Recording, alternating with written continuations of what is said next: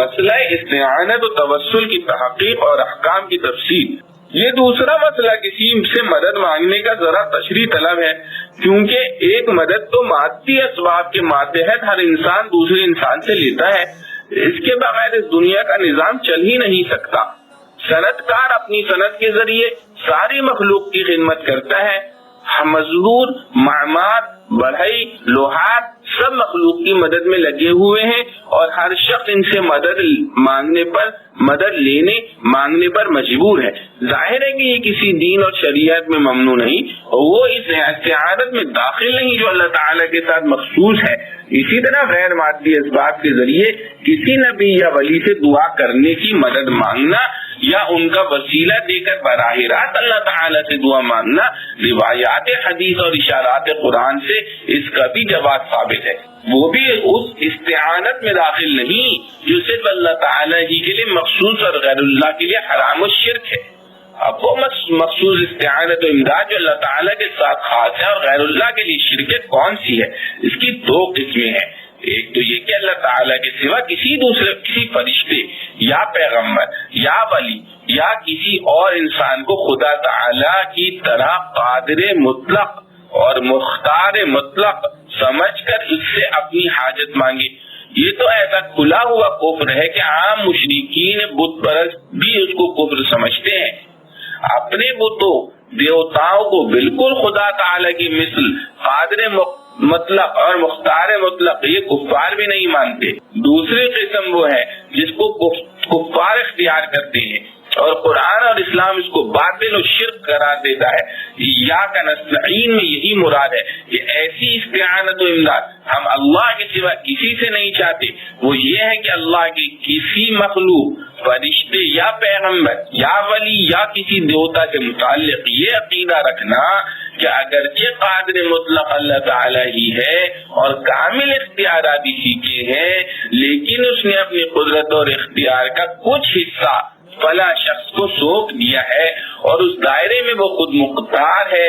یہی وہ استعانت و استمداد ہے جو مومن و کافر میں فرق اور اسلام و کفر میں امتیاز کرتی ہے۔ قرآن اس کو شرک و حرام قرار دیتا ہے۔ بت پرست مشرکین اس کے قائل اور اس پر عامل ہیں۔ اس معاملے میں دھوکہ یہاں سے لگتا ہے کہ اللہ تعالیٰ اپنے بہت سے فرشتوں کے ہاتھوں دنیاوی نظام کے بہت سے کام جاری کرتے ہیں۔ دیکھنے والا اس مغالطے میں پڑ سکتا ہے کہ اس فرشتے کو اللہ تعالیٰ نے اختیار سپرد کر دیا ہے، یا انبیاء علیہ السلام کے ذریعے بہت سے ایسے کام وجود میں آتی ہیں جو عام انسانوں کی قدرت سے خارج ہیں، جن کو معجزات کہا جاتا ہے۔ اسی طرح اولیاء اللہ کے ذریعے بھی ایسے ہی بہت سے کام وجود میں آتے ہیں جن کو کرامات کہا جاتا ہے۔ یہاں سرسری نظر والوں کو یہ مغالطہ لگ جاتا ہے کہ اگر اللہ تعالیٰ ان کاموں کی قدرت و اختیار ان کو سپرد نہ کرتا تو ان کے ہاتھ سے کیسے وجود میں آتے؟ اس سے وہ انبیاء علیہ السلام و اولیاء رحم اللہ علیہما کے ایک درجے میں مختار کار ہونے کا عقیدہ بنا لیتے ہیں، حالانکہ حقیقت یوں نہیں بلکہ معجزات اور کرامات براہ راست حق تعالی جل شانہ کا فعل ہوتا ہے۔ صرف اس کا ظہور پیغمبر یا ولی کے ہاتھوں پر ان کی عظمت ثابت کرنے کے لیے کیا جاتا ہے۔ پیغمبر اور ولی کو اس کے وجود میں لانے کا کوئی اختیار نہیں ہوتا۔ قرآن مجید کی بے شمار آیات اس پر شاہد ہے، مثلا آیت وما رمیت اذ رمیت ولکن اللہ رمی میں رسول کریم صلی اللہ تعالی علیہ وسلم کے اس معجزے کا ذکر ہے، جس میں آپ صلی اللہ علیہ وسلم نے دشمن کے لشکر کی طرف ایک مٹھی کنکریوں کی پھینکی اور اللہ تعالی کی قدرت سے وہ سارے لشکر کی آنکھوں میں جا لگی۔ اس کے متعلق ارشاد ہے کہ یہ آپ صلی اللہ علیہ وسلم نے نہیں پھینکی بلکہ اللہ تعالی نے پھینکی تھی، جس سے معلوم ہوا کہ معجزہ جو نبی علیہ السلام کے واسطے سے صادر ہوتا ہے وہ تو حقیقت اللہ تعالی کا فعل ہوتا ہے۔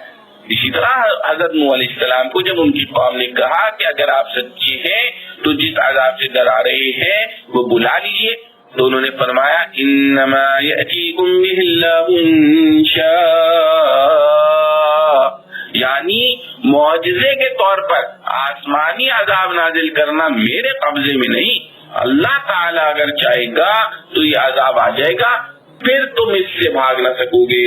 سورہ ابراہیم میں انبیاء اور رسول کی ایک جماعت کا ایک قول ذکر فرمایا ہے، وَمَا كَانَ لَنَا أَن نَّأْتِيكُم بِسُلْطَانٍ إِلَّا بِإِذْنِ اللَّهِ، یعنی کسی معجزے کا صادر کرنا ہمارے ہاتھ میں نہیں، اللہ تعالی کے اذن و مشیت کے بغیر کچھ نہیں ہو سکتا۔ اسی وجہ سے کوئی پیغمبر یا کوئی ولی جب چاہے جو چاہے معجزہ یا کرامات دکھا دے، یہ قطعاً کسی کے بس میں نہیں۔ رسول کریم صلی اللہ علیہ وسلم اور دوسرے انبیاء علیہ السلام سے بہت سے معین معجزات کا مطالبہ مشرکین نے کیا، مگر اس کو اللہ تعالی نے چاہا ظاہر کر دیا، جس کو نہ چاہا نہیں ہوا۔ پورا قرآن اس کی شہادتوں سے بھرا ہوا ہے۔ ایک محسوس مثال سے اس کو یوں سمجھ لیجئے کہ آپ جس کمرے میں بیٹھے ہیں اس میں بجلی کی روشنی بلب سے اور ہوا برقی پنکھے سے آپ کو پہنچ رہی ہے، مگر یہ بلب اور پنکھا اس روشنی اور ہوا پہنچانے میں قطعاً خود مختار نہیں، بلکہ ہر آن اس جوڑ کنیکشن کے محتاج ہے جو تار کے ذریعے پاور ہاؤس کے ساتھ ان کو حاصل ہے۔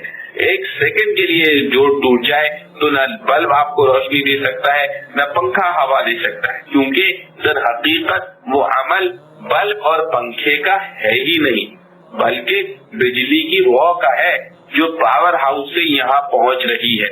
انبیاء علیہ السلام و اولیاء رحمہم اللہ علیہما اور سب فرشتے ہر عمل میں، ہر کام میں، ہر آن حق تعالی کے محتاج ہیں۔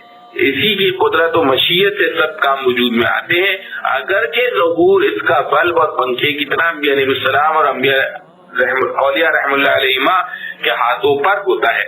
اس مثال سے یہ بھی واضح ہو گیا کہ ان چیزوں کے صدور اور وجود میں اگرچہ اختیار انبیاء علیہ السلام اور اولیاء کا نہیں، مگر ان کا وجود باوجود ان سے بالکل بے دخل بھی نہیں۔ جیسے بلب اور پنکھے کے بغیر آپ کو روشنی اور ہوا نہیں پہنچ سکتی، یہ معجزات و کرامات بھی انبیاء اور اولیاء کے بغیر نہیں ملتے۔ اگرچہ یہ فرق ضرور ہے کہ پوری فٹنگ اور کنیکشن درست ہونے کے باوجود آپ کو بغیر بلب کی روشنی اور بغیر پنکھے کی ہوا کا ملنا عادتاً ناممکن ہے، اور معجزات و کرامات میں حق تعالی جل شانہ کو سب کچھ قدرت ہے کہ بغیر واسطے کسی پیغمبر و ولی کیا بھی اس کا ظہور فرما دے، مگر عادت اللہ یہ ہے کہ ان کا صدور بغیر واسطے اولیاء و انبیاء کے نہیں ہوتا، کیونکہ ایسے خوارق عادات کے اظہار سے جو مقصد ہے وہ اس کے بغیر پورا نہیں ہوتا۔ اس لیے معلوم ہوا کہ عقیدہ تو یہی رکھنا ہے کہ سب کچھ اللہ تعالیٰ کی قدرت اور مشیت سے ہو رہا ہے، اس کے ساتھ انبیاء علیہ الصلوۃ رحمۃ اللہ علیہ کی عظمت و ضرورت کا بھی احترام ضروری ہے۔ اس کے بغیر رضا الہی اور اطاعت احکام خداوندی سے محروم رہے گا۔ جس طرح کوئی شخص بلب اور پنکھے کی قدر نہ پہچانے اور ان کو ضائع کر دے تو روشنی اور ہوا سے محروم رہتا ہے۔ وسیلہ استعانت اور استمداد کے مسئلے میں بکثرت لوگوں کو اشکال رہتا ہے، تو امید ہے کہ اس کی تشریح سے اصل حقیقت واضح ہو جائے گی اور یہ بھی معلوم ہو جائے گا کہ انبیاء علیہ السلام و اولیاء رحمۃ اللہ علیہما کے وسیلہ بنانا نہ مطلقاً جائز ہے اور نہ مطلقاً ناجائز، بلکہ اس میں وہ تفصیل ہے جو اوپر ذکر کی گئی ہے کہ کسی کو مختار مطلق سمجھ کر وسیلہ بنایا جائے تو شرک و حرام ہے، اور محض واسطے اور ذریعہ سمجھ کر کیا جائے تو جائز ہے۔ اس میں عام طور پر لوگوں میں افراط و تفریط کا عمل نظر آتا ہے۔ صراط مستقیم کی ہدایت دنیا و دین میں کلی کامیابی ہے۔ نمبر 6، اصل تفسیر میں یہ بات وضاحت سے آ گئی ہے کہ قرآن کریم نے جس دعا کو ہر شخص کے لیے، ہر کام کے لیے، ہر حال میں انتخاب فرمایا ہے وہ صراط مستقیم کی ہدایت کی دعا ہے۔ جس طرح آخرت کی کامیابی اس صراط مستقیم پر موقوف ہے جو انسان کو جنت کی طرف لے جائے، اسی طرح دنیا کے سارے کاموں میں بھی غور کرو تو کامیابی کا مدار صرف صراط مستقیم ہی ہے۔ جس کام میں وہ آلات و ذرائع اختیار کیے گئے جس کے نتیجے میں مقصد کا حصول عادتاً لازمی ہے تو کامیابی عادتاً لازمی ہوتی ہے۔ جہاں کہیں انسان اپنے مقصد میں کامیاب نہیں ہوتا تو اگر وہ غور کرے تو معلوم ہو جائے گا کہ کام کے کسی مرحلے میں اس نے غلطی کی ہے، صحیح راستہ ہاتھ سے چھوٹ گیا تھا، اس لیے ناکامیابی ہوئی۔ اس کا حاصل یہ ہے کہ صراط مستقیم کی ہدایت صرف آخرت اور دین کے کاموں کے ساتھ مخصوص نہیں، دنیا کے سب کاموں کی درستی اور کامیابی بھی اسی پر موقوف ہے۔ اس لیے یہ دعا ایسی ہے کہ مومن کو ہر وقت حفظ جان بنانے کے قابل ہے۔ شرط یہ ہے کہ استحضار اور نیت کے ساتھ کی جائے، محض الفاظ کا پڑھ لینا نہ ہو۔ واللہ الموفق والمعین۔ بعونہ تعالی تفسیر سورہ فاتحہ ختم ہوئی۔ وآخر دعوانا ان الحمد للہ رب العالمین۔